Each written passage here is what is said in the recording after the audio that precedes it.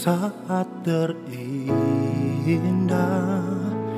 dalam hadirat-Mu,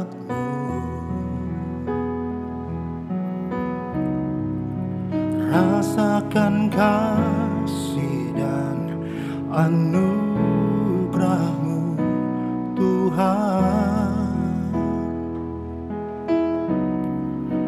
mengalir memenuhiku.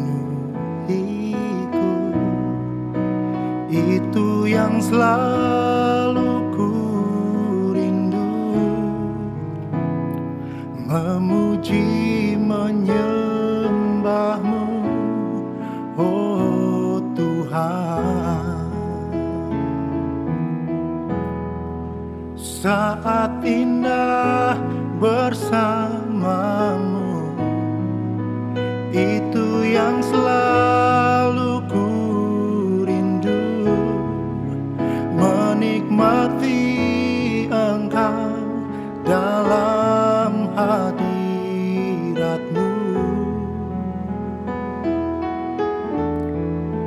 Kaulah dambaan hidupku, Kaulah satu di hatiku. Ku ingin Kau lebih dari segalanya.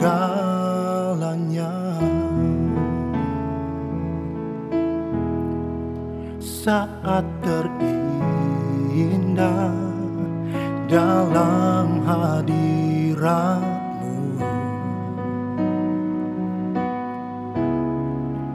rasakan kasih dan anugerah-Mu, Tuhan, mengalir memenuhiku. Itu yang selalu ku rindu, memuji menyembah-Mu, oh Tuhan. Saat indah bersama-Mu, itu yang selalu ku rindu, menikmati Engkau dalam hadirat-Mu. Kaulah dambaan hidupku, Kaulah satu di hatiku. Ku ingin Kau lebih dari segalanya.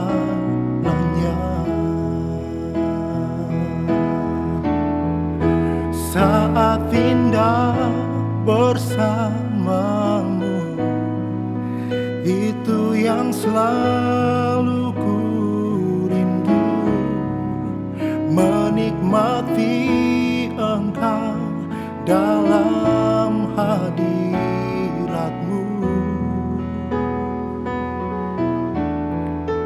Kaulah dambaan hidupku, Kaulah satu di hatiku. Ku ingin Kau lebih dari segalanya. Ku ingin Kau lebih dari segalanya.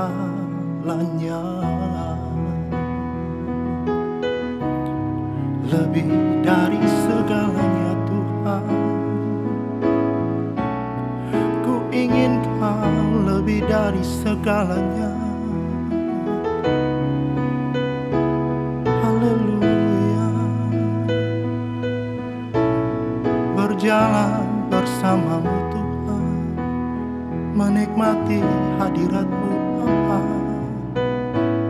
Saat-saat indah di dalam hidupku, di dalam hidup kami semua, Tuhan, menikmati hadirat Tuhan setiap waktu. Terpujilah Engkau ya Bapa, terpujilah Engkau ya Yesus. Selamanya ku mau memuji-Mu Tuhan, menyembah-Mu, menikmati hadirat-Mu selalu. Haleluya, haleluya. Sungguh luar biasa kasih anugerah-Mu Tuhan. Yesus, Engkaulah permata hatiku. Dunia tak dapat menggantikan-Mu.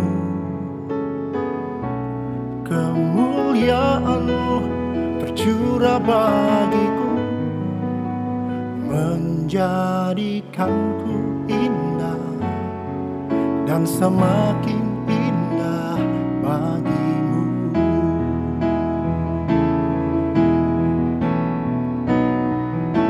Yesus, Engkaulah permata hatiku. Dunia tak dapat menggantikan-Mu. Kemuliaan-Mu tercurah bagiku, menjadikanku indah dan semakin indah bagi-Mu. Menjadikanku indah dan semakin indah bagi-Mu.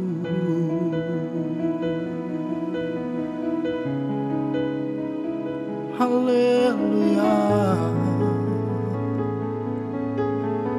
Terima kasih Tuhan telah menjadikanku indah. Haleluya.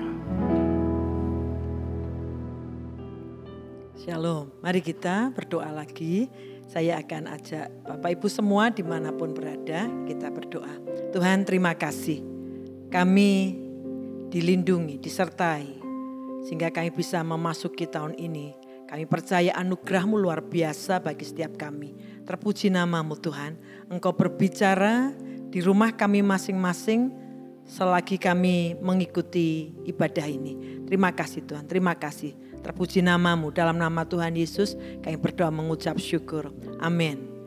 Pada saat ini kita akan melihat dari satu bagian 1 Korintus pasal 10 ayat 10 sampai ayat yang ke-11. Dikatakan demikian. 1 Korintus pasal 10 ayat 10 sampai 11.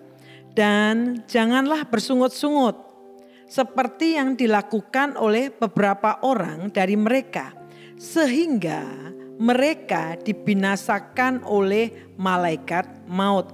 Semuanya ini telah menimpa mereka sebagai contoh dan dituliskan untuk menjadi peringatan bagi kita yang hidup pada waktu di mana zaman akhir telah tiba. Ayat ini menjadi sangat relevan khususnya bagi setiap kita. Bukankah kita hidup di akhir daripada akhir zaman, sehingga seperti kata firman Tuhan ini kita bersyukur apa yang terjadi di perjanjian lama khususnya yang dialami oleh orang Israel. Seperti kata firman Tuhan tadi, ini semua menjadi contoh dan peringatan. Ada sesuatu yang terjadi sehingga kita bisa mempelajari, jadi contoh dan juga menjadi peringatan bagi kita. Apa yang diingatkan oleh Tuhan di sini? Dikatakan jangan ngomel, jangan bersungut-sungut. Mungkin kita sudah lama, sudah sering mendengar hal ini. Tapi mari izinkan hal ini juga mewarnai ketika kita menjalani tahun-tahun ini. Kita tidak ingin memulainya dengan bersungut-sungut. Kalau kita bayangkan ya, satu orang ngomel, aduh kita kadang-kadang udah gebrepeken. Udah nggak suka lihat orang satu ngomel. Ini bayangkan seluruh bangsa, ini bangsa yang suka ngomel. Dan Musa membuktikan dia tahan cukup lama menghadapi omelan-omelan daripada orang-orang Israel ini. Dan kalau kita ngelihat orang Israel apa saja kayaknya dimulai dengan ngomel. Dibawa Tuhan keluar dari Mesir, dari perbudakan. Sementara Tuhan sudah berkata menunjukkan mereka akan masuk the promised land. Walaupun perjalanannya masuk ke situ memang akan melewati jalan-jalan yang mereka nggak pernah bayangkan. Mereka pikirnya semuanya bakal oke. Ternyata Tuhan nuntun ke jalan yang tidak mereka pernah bayangkan. Mereka harus melewati Laut Merah, dikejar dari belakang. Dan mereka akhirnya sebenarnya ketakutan. Dan Musa, untung ada Musa. Musa mendengarkan tuntunan Tuhan. Ketemu air, airnya pahit. Ngomel lah mereka, ngomel. Mereka melihat ada air tapi pahit. Di situ juga untung ada Musa. Musa mendengarkan Tuhan dan Musa melakukan apa yang Tuhan perintahkan. Mereka jalan lagi ketemu. Mereka ingin abad air tapi tidak ada air. Ngomel lagi. Saya bisa membayangkan gimana pusingnya Musa ini ya. Kadang-kadang dalam hidup kita ini memang banyak omelan. Kita bisa ngomel apa saja. Kondisi misal keuangan menipis kita ngomel. Kondisi hujan kita ngomel. Kondisi panas kita ngomel. Ada banyak yang kita bisa omeli. Dan ada banyak yang kita bisa keluhkan. Nah, menggerutu atau ngomel atau mengeluh sebenarnya kalau kita bisa mengerti itu berdampak pada roh kita. Omelan, keluhan itu sebenarnya berdampak pada roh kita. Itu seperti selaput yang menutupi jiwa kita dan menutupi mata hati kita. Sehingga kita tidak dapat lagi melihat apa yang Tuhan sedang kerjakan dan apa yang Tuhan sudah rancangkan. Dan Bapak Ibu, kalau lihat bagian ini bukan berarti Tuhan mengajar kita untuk ya sudah diam aja, do nothing. Mengabaikan semua peristiwa seolah-olah tidak ada. Kita pretending, berpura-pura nggak ada masalah. Ya udah supaya nggak ngomel, pura-pura aja nggak lihat deh, pura-pura nggak ada. Bukan itu juga. Tuhan juga tidak mengajar seperti itu. Tapi Tuhan memberi kekuatan. Artinya pada waktu kita menghadapi situasi, menghadapi orang, menghadapi keadaan, kita ada pilihan ngomel atau kita meminta hikmat. Apa yang harus kita lakukan? Nah, ini pilihan kita. Satu kali pada waktu kan pandemi kan juga belum berakhir. Pandemi ini kan juga berimbas pada siapapun. Salah satu contoh adalah jemaat kami. Jemaat kami ini dia kerjaannya menyewa-nyewakan properti. Dia menyewakan, dia punya pemasukan cukup besar dari apa yang disewa-sewakan. Dan awal-awal pandemi yang lalu itu menghantam. Sehingga orang-orang biasa menyewa, khususnya karena orang-orang dari luar negeri patriark, jadi orang-orang ekspatriat, jadi ekspat. Jadi mereka orang-orang dari luar negeri nyewa. Dan gara-gara pandemi mereka pulang ke negara masing-masing sehingga tidak ada lagi menyewa, kosong. Sehingga pemasukannya zero, bukan hanya zero, ini berimbas. Pengeluaran jalan terus.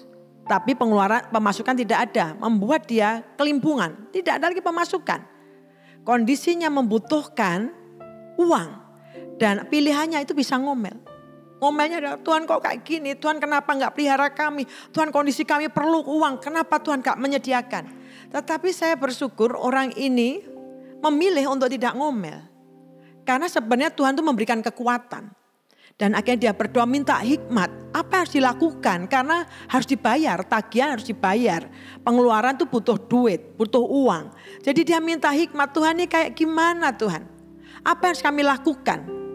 Seringkali banyak kali ketika kita sebenarnya ingin dibawa Tuhan menghadapi terobosan. Karena kita memilih ngomel, kita gak ngalami terobosan. Karena ngomel itu berdampak pada roh kita, menutup jiwa kita, menutup mata hati kita untuk melihat apa yang Tuhan akan kerjakan. Dan ibu ini pada waktu berdoa meminta hikmat, Tuhan tuh kasih hikmat. Ibu ini biasa bermain di properti. Tetapi tiba-tiba dia karena dia ingin tetap melakukan, dia mencoba dengan produk ekoenzim. Dia belajar membuat dari produk ini. Dia pertama ya hanya produk-produk saja, produksi-produksi saja. Dan dia bagi-bagikan rekan-rekan di gereja. Tapi ibu ini gak pernah bolos ke gereja. Di gereja onsite dia hadir. Pada waktu masih online juga secara Zoom dia hadir. Rajin, dia tetap rajin. Dia selalu berkata saya mau tetap kumpul dengan orang-orang yang positif. Dia gak mau kumpul dengan orang-orang yang ngeluh dan ngomel. Itu akan membuat kotor jiwanya. Dan dia terus memilih itu, singkat kata saja. Satu kali dia bisa memproduksi sabun dari ekoenzim ini, biasanya sabunnya itu keruh. Tapi sabunnya ini bening, transparan. Dan bukan hanya itu saja, hari ini. Dia produksinya bisa sabun, cair, segala macam produksi dari ekoenzim. Dan bukan hanya itu, Tuhan mengirimkan pembeli-pembeli yang di luar bayangannya dia. Dan dia bisa berkata, Tuhan memelihara melalui cara dari produk ini. Dia kadang-kadang kewalahan dengan memenuhi permintaan. Bapak Ibu, kita bisa ngomel, setiap saat bisa ngomel. Tapi pilihannya ngomel atau kita meminta hikmat. Meminta tuntunan dari Tuhan, apa yang harus dilakukan. Lalu bagaimana sih caranya supaya kita ini keluhan tuh bisa berkurang. Karena memang kita bisa tetap ngomel. Tapi paling tidak kita belajar bagaimana kita bisa mengurangi keluhan atau omelan. Ada bagian yang seringkali terlewatkan, yaitu di bagian pasal 10 ayat 10 bagian B dikatakan pada waktu mereka ini ngomel bersungut-sungut, yang bagian B selanjutnya dikatakan begini. Sehingga mereka dibinasakan oleh malaikat maut. Ini yang suka terlewat pembacaannya. Tahukah kita pada waktu kita ngomel, pada waktu kita bersungut-sungut, di dalam omelan itu ada kekuatan yang menghancurkan. Kekuatan yang destruktif, menghancurkan kehidupan kita. Ada kekuatan destruktif di dalam setiap omelan dan keluhan. Alkitab mengatakan mereka dibinasakan oleh malaikat maut. Orang yang ngomel, orang yang bersungut-sungut itu seperti memberi akses kepada neraka. Memberi akses pada neraka. Sehingga neraka punya jalan masuk untuk lebih membuat kehidupan ini lebih sulit. Ambillah contoh. Ketika kalau misal tidak ada Musa di situ, dia ngomel, air pahit. Kenapa Tuhan tidak memelihara kami? Bisa-bisa air itu jadi racun. Misal ngomel terhadap pasangannya. Pasanganku gak kerja, pasanganku malas, pasanganku ini. Ngomel terus. Apa yang buruk akan menjadi lebih buruk. Karena omelan itu membuka pintu bagi destroyer. Kata Alkitab bahasa Inggrisnya destroyer, malaikat maut. Apa yang sudah buruk diambil oleh sang pembinasa dan dibuat menjadi lebih buruk. Coba ngomel tentang pasangan kita. Itu akan diambil oleh sang penghancur, destroyer, dan akan dibuat lebih buruk. Tiba-tiba rumah tangga menjadi ada perselingkuhan dan lain sebagainya. Saya tidak membenarkan perselingkuhan, tidak. Tetapi ketika omelan terus terjadi, itu memiliki kekuatan menghancurkan. Kita ngomel misal tentang gaji. Apa nih gaji saya begini, gaji kayak begini. Itu memberi akses kepada neraka untuk bisa menghancurkan kehidupan kita. Padahal pada waktu misal gaji kita memang kurang, bisa jadi gajinya gak cukup. Mungkin ada orang yang sudah bekerja luar biasa tapi gajinya selalu minim. Ketika kita memilih untuk datang pada Tuhan, Tuhan apa yang saya lakukan? Berilah terobosan. Ini tidak cukup untuk menghidupi kami. Tuhan ini gak cukup, beri kami hikmat apa yang saya lakukan. Saya terlalu percaya. Dia sanggup membukakan pintu, diberi hikmat untuk bagaimana kita mengelolanya. Saya sering alami. Awal-awal saya jadi hamba Tuhan full time. Gaji saya memang tidak sebesar pada waktu saya kerja di sekuler. Enggak sebesar itu, enggak, kecil sekali. Dan setiap kali saya bikin laporan keuangan, saya langsung tahu di bawahnya pasti minus. Saya coba ketika sudah menikah tetap hasilnya minus. Saya berpikir mana yang harus dikurangi. Sekolah untuk anak-anak atau yang mana yang mau dikurangi. Karena hasilnya selalu minus. Apakah kami harus puasa terus supaya uang makannya tidak keluar, selalu minus. Tetapi kami tahu omelan itu menutup pintu mujizat tetapi justru membuka pintu bagi kehancuran. Yang kami lakukan adalah suami saya dengan saya selalu melakukan hal ini. Tuhan, 5 roti 2 ikan. Apa yang terbatas ini? Di tanganmu Tuhan lakukan keajaiban. Saya sudah kurang lebih 30 tahun jadi pendeta. Dan Tuhan menunjukkan kesetiaannya. Ketika kami belajar untuk mengucap syukur. Anak kami dalam kondisi sakit dan dia perlu banyak dana. Dan selalu saya bilang kepada Ariel, Ariel ngucap syukur nah, ngucap syukur. Coba kamu lihat, ada banyak kebaikan. Orang ngomel itu menutup mata hatinya untuk bisa melihat banyak kebaikan Tuhan. Saya bilang, Ariel coba lihat kebaikan Tuhan. Coba ini ya, coba ini. Saya tunjukkan semua kebaikan. Kamu butuh kerjaan kan? Ayo doa. Memang kondisimu seperti itu. Tetapi kalau kita mengucap syukur, Tuhan bisa buka jalan. Anak ini menuruti kata-kata kami. Dia lebih banyak, Tuhan terima kasih masih bisa hidup.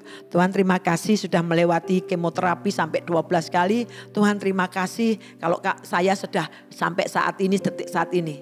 Dan puji Tuhan, ucapan syukur itu membuka pintu kesempatannya dibuka. Dia dianugerahi.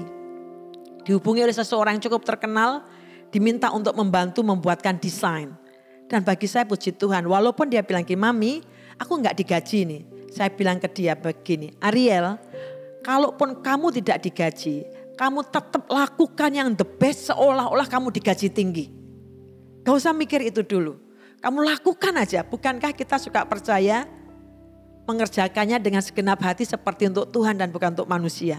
Dia kerjain, Mami ini butuh peralatan kayak begini dan begitu. Artinya dia harus ada dana yang cukup besar disisihkan untuk membuat market dan sebagainya. Rel, walaupun gak digaji, lakukan Rel, lakukan yang terbaik. Tuhan bisa memberi reward kepadamu. Yang pertama tadi bagaimana mengurangi keluhan. Satu, kita menyadari ada kekuatan destruktif, kekuatan menghancurkan di dalam omelan. Dan yang kedua, hiduplah dengan disengaja. Great life do not happen automatically. Kehidupan yang luar biasa tidak terjadi otomatis ujuk-ujuk, enggak. Selalu intentional, disengaja. Itu sebabnya ada perintah Tuhan. Kepadamu aku perhadapkan perintah Tuhan. Ada perintah Tuhan. Kita memilih untuk hidup sesuai perintah Tuhan. Itu sebabnya kehidupan yang luar biasa tidak terjadi otomatis. Tetapi dengan kesengajaan. Sengaja hari ini. Misal kita memulai hari ini. Memulai saat-saat tahun ini, melewati tahun ini. Dengan sengaja. Tuhan aku memutuskan dengan sengaja mengikuti perintahmu. Semisal Bapak Ibu sembahyang, berdoa. Roh Kudus taruh, nak puasa. Ambil puasa. Ambil puasa. Semua hidup disengaja. Bukan terjadi kebetulan begitu saja. Izinkan hari-hari ini bagian firman Tuhan ini mengingatkan kita. Supaya kita mewarnai hidup kita tidak dengan gerutu, omelan. Walaupun kondisinya memancing kita untuk ngomel. Tapi ayo mari kita belajar untuk mengucap syukur. Berterima kasih kepada Tuhan. Karena sekali lagi omelan kita, keluhan kita ada kekuatan yang menghancurkan. Semakin kita ngomel, kita memberi akses pada neraka untuk lebih menghancurkan kehidupan kita. Mari kita meminta supaya hikmat Tuhan yang turun, kekuatan. Sehingga kita memikirkan Tuhan terobosan apa ini yang harus saya lakukan. Supaya kami bisa melihat pekerjaan tangan Tuhan itu terjadi. Jangan melihat kondisi yang sepertinya bisa menimbulkan keluhan. Tapi pandanglah kepada Allah yang sanggup memberikan masa depan yang luar biasa bagi kehidupan setiap kita. Tuhan memberkati, mari kita berdoa bersama-sama. Tuhan yang baik, terima kasih untuk saat ini. Engkaulah tangan-Mu lah yang menuntun kami. Tolong kami, ya Roh Kudus, tolong kami. Supaya setiap kali kami mau mengomel, doa kami seperti Daud, berjaga-jagalah di depan pintu bibir kami, mulut kami. Sehingga yang keluar bukan omelan, bukan gerutu, tetapi ucapan syukur dan memuliakan nama Tuhan. Tuhan, kami berdoa di tempat dimanapun kami sedang mengikuti acara ini. Bapa, kami berdoa yang mengalami kelemahan tubuh, yang sakit, berdoa saat ini, bersatu bersama-sama. Pada waktu tangan kami memegang bagian tubuh yang sakit. Kami mengedangkan tangan saat ini di dalam nama Tuhan Yesus Kristus. Oleh bilur-bilur Kristus, jadilah engkau sembuh. Dan berdoa juga yang sedang mengalami Tuhan pergumulan yang berat secara finansial. Pada saat ini, pada waktu kami mendengar firman Tuhan ini, kami mau datang meminta hikmat Tuhan. Berilah hikmat, apa yang harus kami buat. Tuhan berikan Tuhan ide-ide kreatif, pemikiran. Tuhan berikan terobosan, sehingga kami bisa memilih untuk terus mengucap syukur. Tuhan kami tidak mau melakukan omelan dan gerutu, karena itu menghancurkan kami. Tuhan kami berdoa, kami mau dengan sengaja saat ini menuruti perintah Tuhan. Hidup sesuai firman-Mu. Terpuji nama-Mu Tuhan. Sungguh masa depan itu ada bagi orang-orang yang takut akan Tuhan. Terpuji nama Kristus Yesus. Kami mengucap syukur saat ini. Amin, amin. Tuhan memberkati.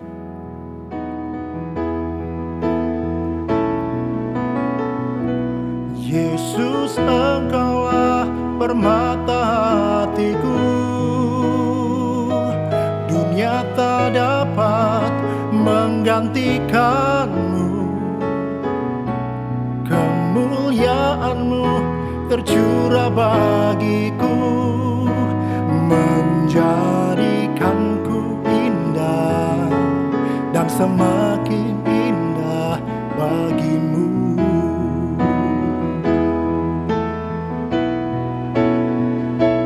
Yesus, Engkaulah permata hatiku. Dunia tak dapat menggantikanmu. Kemuliaan-Mu tercurah bagiku, menjadikanku indah dan semakin indah bagimu. Menjadikanku indah dan semakin indah bagimu.